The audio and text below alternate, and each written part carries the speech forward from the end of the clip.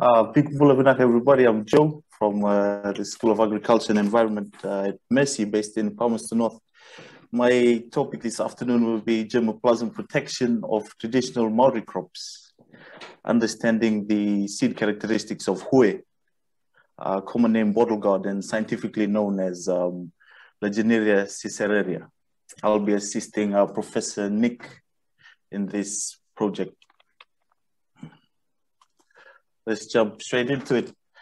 So what are hue or bottle gourds? Here on our left-hand side, we have different shapes, colors, and sizes of hue that are present here in New Zealand. All cultivated plants in New Zealand have a story to tell, which is known by the Māori as whakapapa, translated to genealogy consisting of knowledge of Māori and their surroundings, which originated from two mythical gods, known to be Ranganui and Papatūānuku. Researchers believe that the hue was brought to New Zealand by the American and the Asian explorers, or maybe it floated from these continents. However, Maori history recalls that this hue was brought to Aotearoa during the migration period of the Polynesian from Hawaii. The hue is an annual crop of the Cucurbitaceae family, with prostrate and spreading growing nature that suppresses weeds similar to pumpkins and watermelons. The fruit size, shape, and color, as you see here on the left, is cultivar specific. In the olden days, the hue is either eaten as a vegetable or it's cured and used as storage structures. As you can see here, they're used to store water, meat, oil. They're also used as eating utensils and for musical instruments. Despite their benefits, hue has been the least studied Cucurbitaceae in New Zealand. This paper focuses on the influencing factors of hue germination.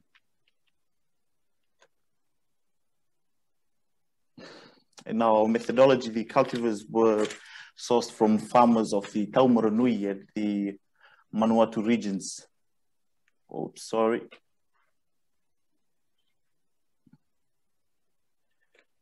And as predicted, there were morphological variations, as you can see here on the table.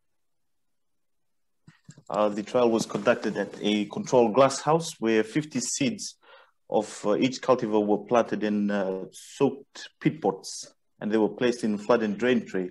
So you can see here in the picture. The train was flooded 3 times a day for 5 minutes, and the water was drained out completely.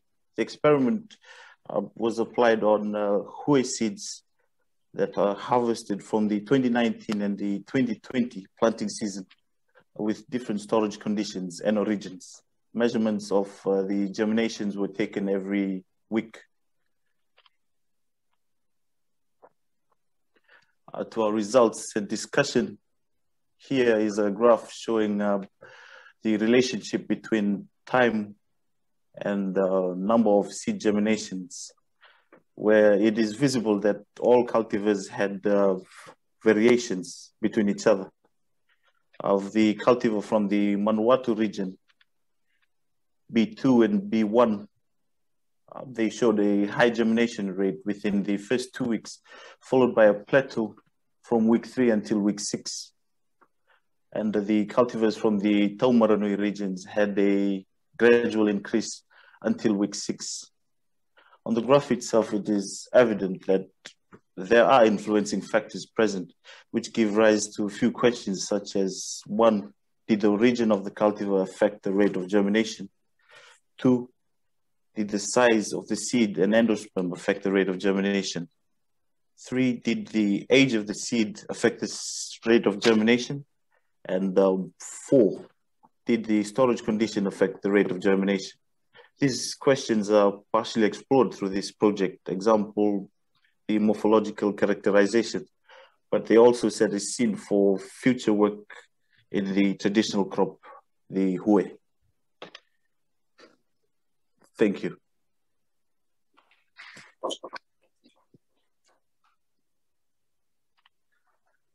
Thank you, Joe. Questions?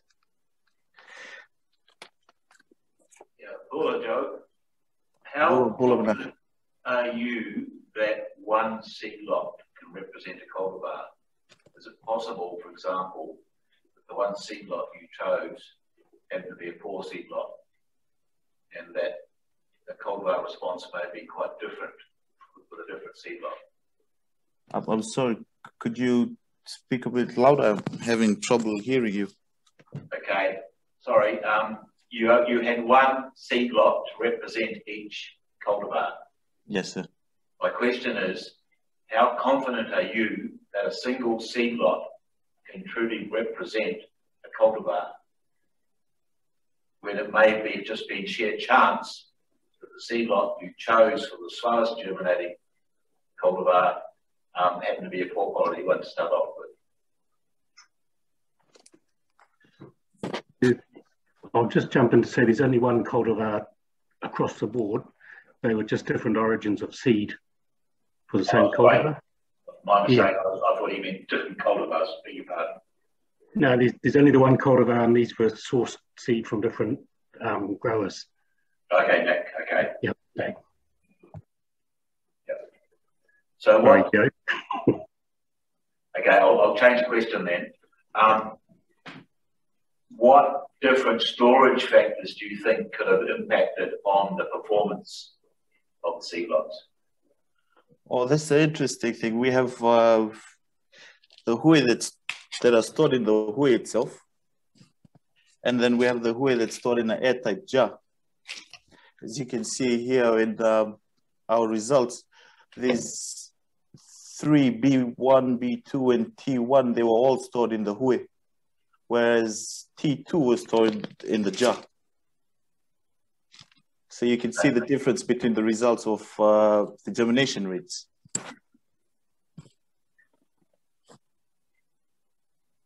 I'm sorry, did I answer your question? Yeah, so what difference do you think there is in the storage environment between the... Okay, so I was thinking something about the hard epidermis preventing the light getting into the seed, into the hui, that affects the seed moisture. Like for the jar, you have the light penetrating through, and it may affect the seed moisture. Okay. Thank you. Okay. Well, thank you very much, Joe. I think we can